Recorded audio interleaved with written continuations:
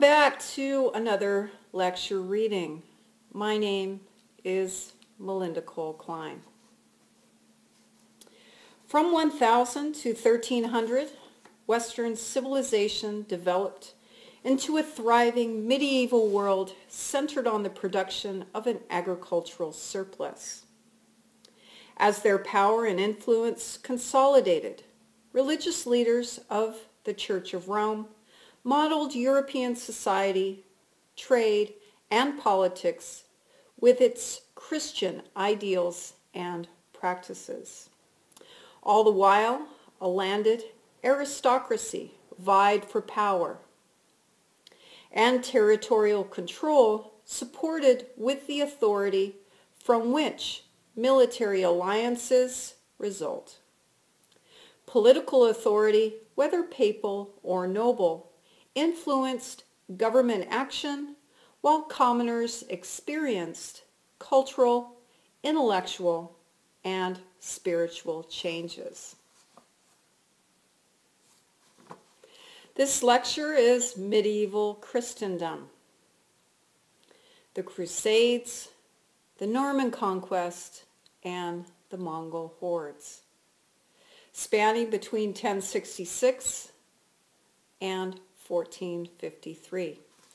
Historical categories that I have included in this lecture material: William the Conqueror and all things associated with this effort, including the Domesday Book, the Bayeux Tapestry, Battle of Hastings, Harold Godwinson, Edward the Confessor, and of course William, Duke of Normandy.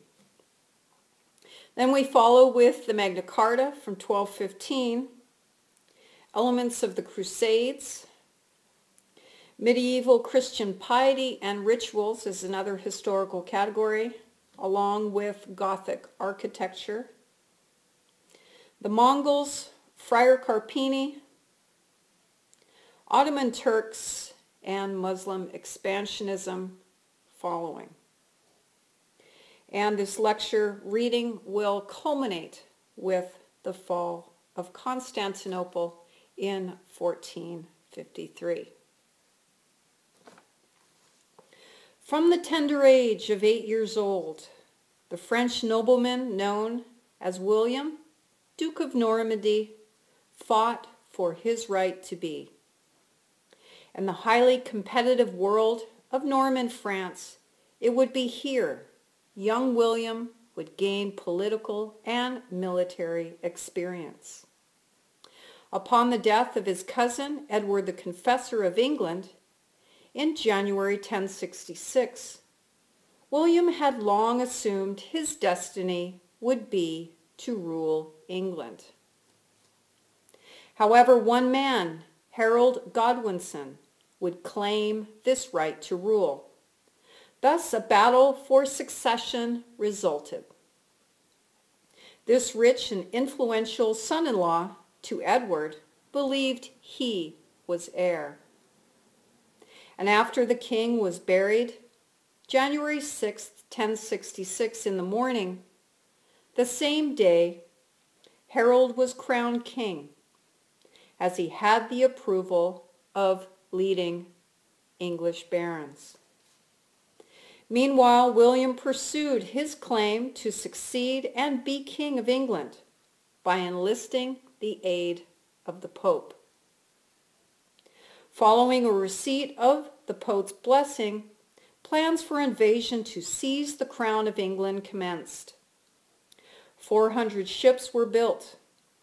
On these war vessels, William's army included thousands of men, horses, and supplies in the effort to wage this war to settle the issue of succession.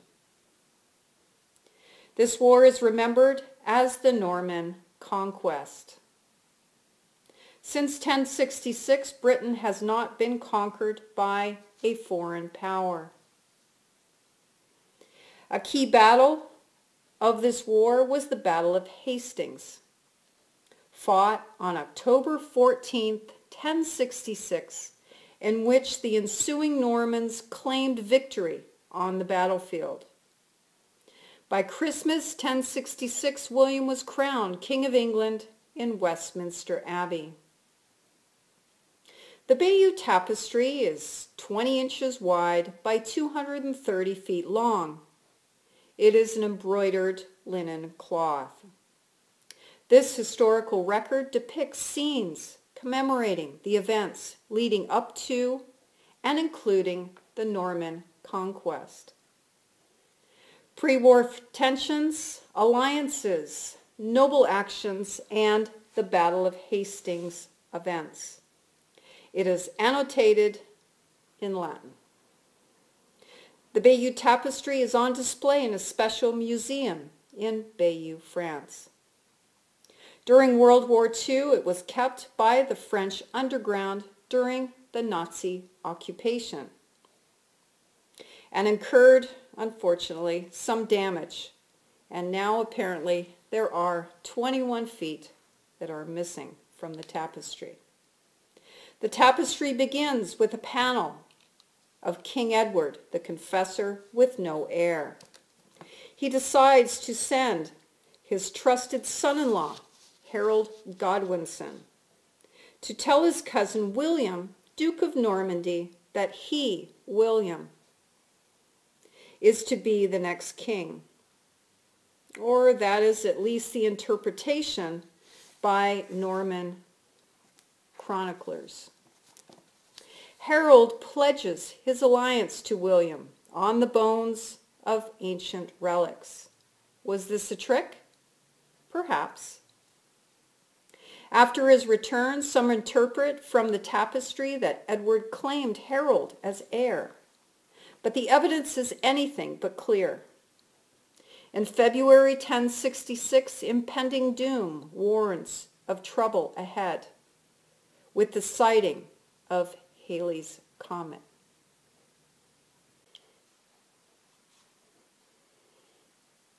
While Harold awaits William to contest the issue of rulership, September rolls into October.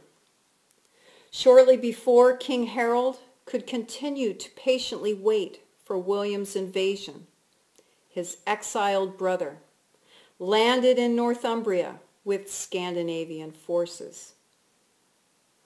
This event diverted what troops Harold could muster, with harvest underway. Then William made his move.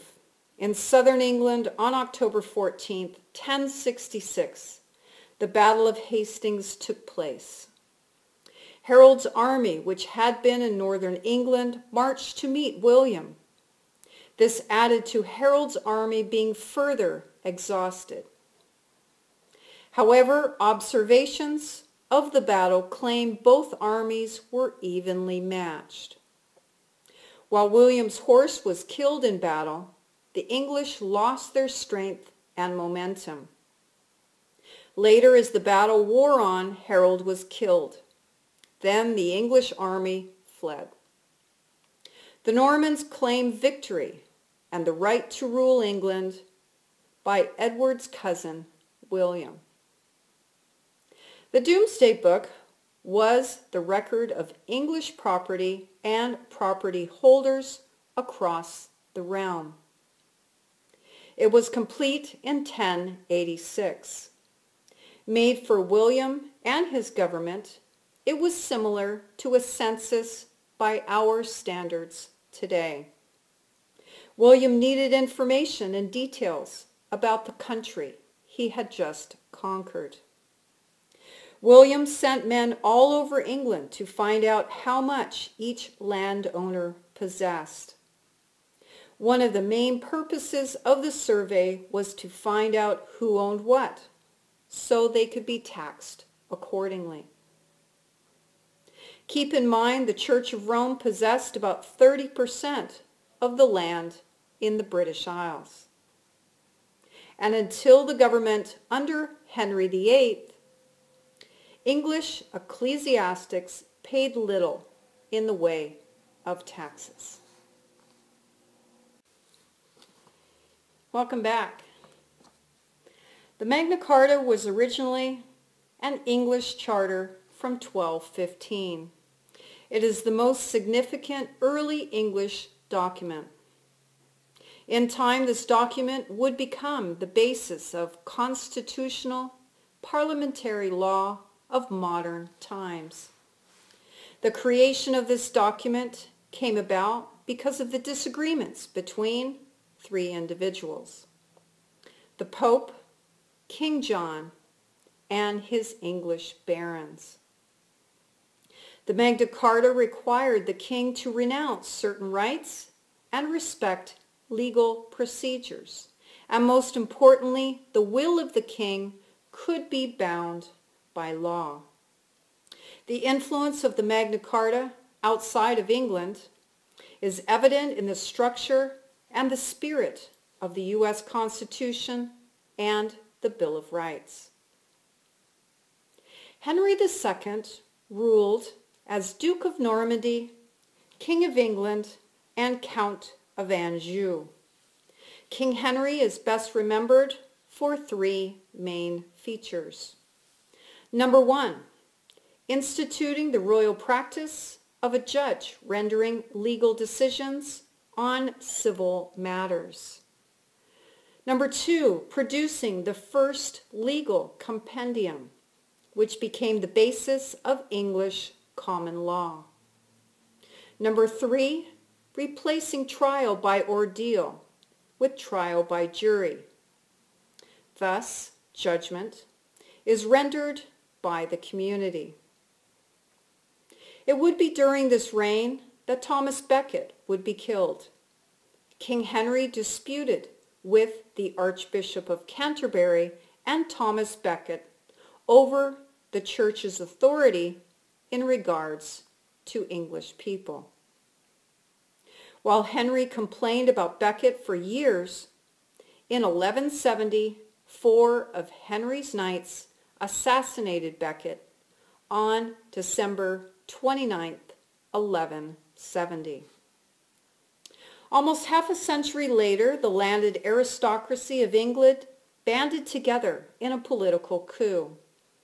They were tired of the government pursuing unsuccessful wars and the ever higher taxes they paid to support such endeavors.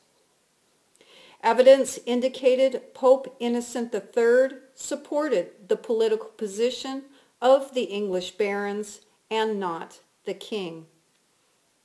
The English barons stormed on London June 10th, 1215. The king signed a good faith agreement 5 days later to settle the grievances of the nobility and stymie the power of the military brought to London. A formal document was then created to cement the alliance of the nobility to the king. This was the Magna Carta. While the document did not keep the peace, it serves as a cornerstone from which the English government would develop. While King John had no intentions of honoring the arrangement, it was legally sound, at least for 3 months. All the while, the landed aristocracy was divided on the matter of the powers of their king and the limitations established in the Magna Carta. In a large section of this document, called Clause 61, it states that the wishes by the monarch could be, in essence, vetoed or nullified by a committee comprising of 25 noblemen. Shortly after, the king died in 1216, and no serious move was made at this time to contest the will of the barons or the legality of the Magna Carta. In time, this committee of barons would evolve into the House of Lords, the upper house of the English Parliament. Next, we move on to elements of the European Crusades. As Europe became a post-Roman civilization, it remained defined to one geographical area. While merchants had contacts outside of Europe, the whole of Europe did not. And by the 1000s, Europeans attempted to expand beyond the frontiers of Europe by conquering areas of the Holy Land that had been a part of the Roman Empire. Sadly, there were several campaigns in which, at times, European forces were successful, but largely they had failed. Oftentimes, popes initiated collaborative efforts with rulers to assist the Byzantine Empire against Muslim efforts to expand. As with armies around the world, these efforts are costly. This rally call for warriors was made over a period of about 200 years. In brief, all three of the later Crusades were in large part disasters, and European forces were only able to hold the Holy Land for about 100 years. Did they have little effect, for example, on politics? Yes, little effect. But in a broader fashion, this religious fervor united Europe in a single cause by monarchs who wanted to contribute to their own sense of patriotism and respect. So fighting a war appealed most often to noblemen and some women like Eleanor of Aquitaine. This queen was the wife of King Louis VII, ruler of France, before she married Henry II, King of England. This wealthy noblewoman, though rumor has little basis for fact, apparently rode towards the enemy during the Second Crusade bare-breasted, leading several hundred knights. Nonetheless, like noblemen, this queen could offer her moxie for her people in her effort to save France and Christendom. By the 1200s, Church of Rome religious leaders debated what the proper course of direction would the Church take during the Middle Ages. Like all intelligently driven institutions, the Church considered issues that would aim to encourage religious piety while using their wealth and influence to combat Muslim expansionism. The people experienced cultural changes in their practices of piety. Their worship of religious artifacts, symbols, and saints solidified to become three religious aspects. Number one, worship of the saints, the apostles of Christ. Number two, relics, religious artifacts belonging to holy men, Christ and/or his family, or that of bones. Number three, a pilgrimage to a Christian cathedral. Saints, for their part, as a priest of the 13th century insisted, would be the sinner's guide in regards to achieving true piety. After death, the saints assisted this pious soul to heaven. The apostles of Jesus and the Virgin Mary were and are still the most popular saints among Roman Catholics. Closely tied to the veneration of saints was the worship of artifacts and bones. These historic items had belonged to or were associated with saints. These items we call religious relics. Monks and priests collected them for monarchs and princes for a price. Some nobles accumulated large collections. Keeping relics on display would enable common people the opportunity of saint worship, in which they would exercise their piety to create a healthy soul. A monetary donation was customary to view relics, just as it is customary to donate money to museums or other institutions of today that are self-funded. Over time, this church practice developed into a commercial enterprise. In time, collecting money for indulgences that were sold to churchgoers brought in huge sums. By the 1200s, priests encouraged believers to pay for an indulgence. This allowed the designated person, living or dead, to bypass time spent in purgatory. This was a hell-like place in which a sinner would wait, sometimes up to 500 years, before God decided whether to send them to heaven or hell. And now moving on to architecture. French-style Gothic cathedrals created a godly presence here on earth. An obvious sign of town piety, as good Christians would aspire, would be to build and worship in a cathedral of their own. These building projects could last decades and could cost millions to construct. These structures, made with local limestone to marble or granite, have lasted the test of time. The building of cathedrals fell within the monastic house movement that began centuries earlier. Mathematical engineering allowed cathedrals to imply that God's plan, such as this church, is perfect, as is his plan for universal order over chaos.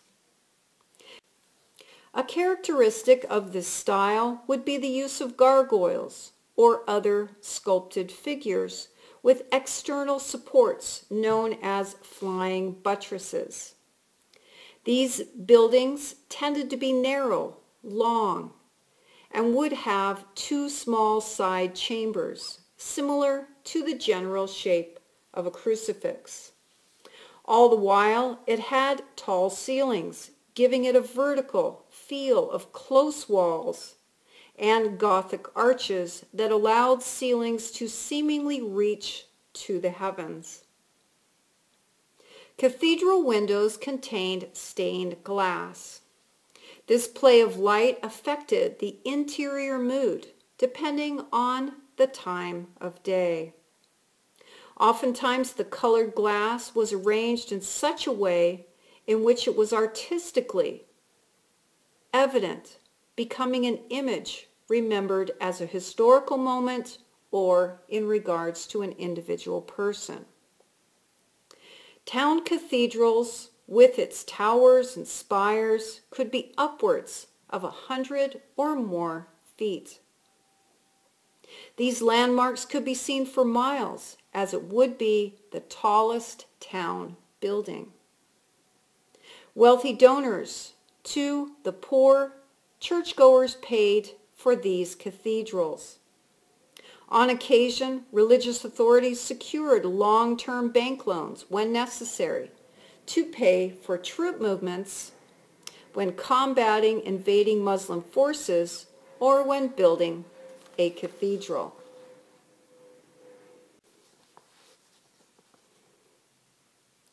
By 1206, the Mongols from Central Asia would unite under Genghis Khan. They would invade territories across Asia and Central Europe, south to the Holy Land. By 1241, the Mongols had reached Vienna. Eastern kingdoms fell because of their military effective strategies and the swiftness of their attacks. Speculation circulated that the Mongols had reached the north side of the Italian Alps. It seems that they would attack throughout the Holy Roman Empire. Europeans did not know much about these barbarian invaders. Rumors suggested that they were cannibals or perhaps part animal, as they rode with swift agility on horseback while using their most effective bow and arrow strategies. While Europeans and Russians suffered invasions led by the Mongol Great Khan Ogadai by 1241, an unexpected thing happened. He died. With his death, the Mongols had to elect a new leader. This event shifted Mongol attentions. Once their expansion efforts continued, they turned away from Europe and centered their invasion efforts on the eastern Mediterranean area. Here, the Byzantine Empire and Muslim forces were fighting for possession of territory. 4 years after the installation of the next Great Khan, Pope Innocent IV would determine this might be as good time as any to send a missionary to meet with warrior bands. In 1245, Pope Innocent IV sends Friar Carpini to the Mongols. This visit would serve to offer to these horse-mounted warriors the word of God. At the time, very little was known about the Mongols. By the 13th century, Mongols had conquered most of the Holy Roman Empire, to which Italy was next the likely target. Perhaps Friar Carpini could discover what the Mongols wanted or sought to achieve. Perhaps a peace settlement could be found. Or could European armies exploit Mongol weaknesses? If, of course, they had any. While written by a European observer, the story of the Mongols, whom we call the Tartars, is a source of history written from the time. As a primary source, it offers historical observations to readers, a reliable source of information.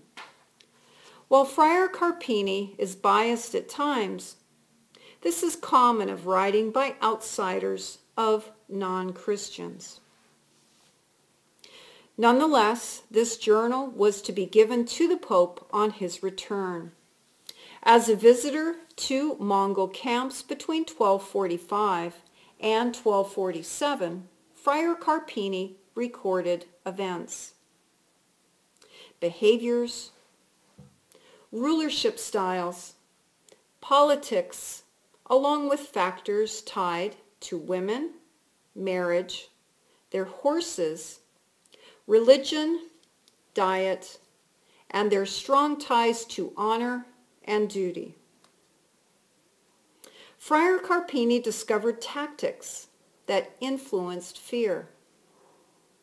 On one occasion, he witnessed the Mongol practice of placing dummies, women, and children on horses far in the distance to imply they possessed a large mounted force. Friar Carpini discovered the Mongols were cunning and used trickery instead of brute strength to achieve what they wanted. While they would lie to enemies and kill them once captured, truth among the Mongol bands was very important. The Mongol living conditions were both harsh and they frequently moved. This toughened them emotionally and physically. They lived in portable tents while horses supplied them with transportation, milk and blood, and meat to consume if necessary. Carpini lived amongst them, traveled when they moved, and watched them train. This monk learned the Mongols desired more territory for their people, as they could not feed themselves on the land they had possessed in the past. In time, the Ottoman Empire would take possession of the peninsula of Anatolia. This area today is modern Turkey, the last remaining remnant of this empire that fell as part of World War I. While Mongolian forces were busy ruling in Russia, this allowed the Turkish Ottomans to retain their independence and flourish over time. By the early 1400s, the Ottomans were a force to be reckoned with. For years, they attempted to conquer the capital of the Byzantine Empire, but failed. However, by 1453, Ottoman assailants killed the last of the ruling nobility. This event brought the Greek Orthodox Christian Empire to an end. This empire had survived for 1,000 years after the fall of the Roman West. Muslim forces had stymied trade and transportation routes. This weakened the ability of Byzantine residents to carry on as usual. By the 1450s, the Ottoman government had set their eyes yet again to possess the beautiful and strategically placed Constantinople. To ready for an attack, Ottoman forces built a barrier that impeded seagoing traffic from the Mediterranean to the Black Sea. By controlling access and collecting tolls, ships could be refused entry and trade stopped, which angered merchants from Venice and Genoa. By 1452, it seems the Ottomans were in control of the straits.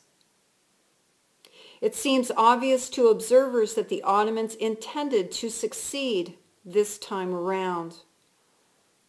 In a diplomatic move, soldiers were sent from a variety of European sectors to help Constantinople defend itself. Once the city was blockaded by the Ottomans, it seemed attack was imminent. While the city gates were ordered closed, help from the Vatican did not arrive as it was hoped. When the battle commenced, it has been estimated that the Ottomans brought an army of close to 150,000. By mid-April, 200 Ottoman ships arrived. It seemed Constantinople, with its regional and city residents, tallied at about 50,000. It would be these occupants inside the fortifications that would fight this war. Sources have indicated that prior to the attack, the Sultan demanded the surrender of the city.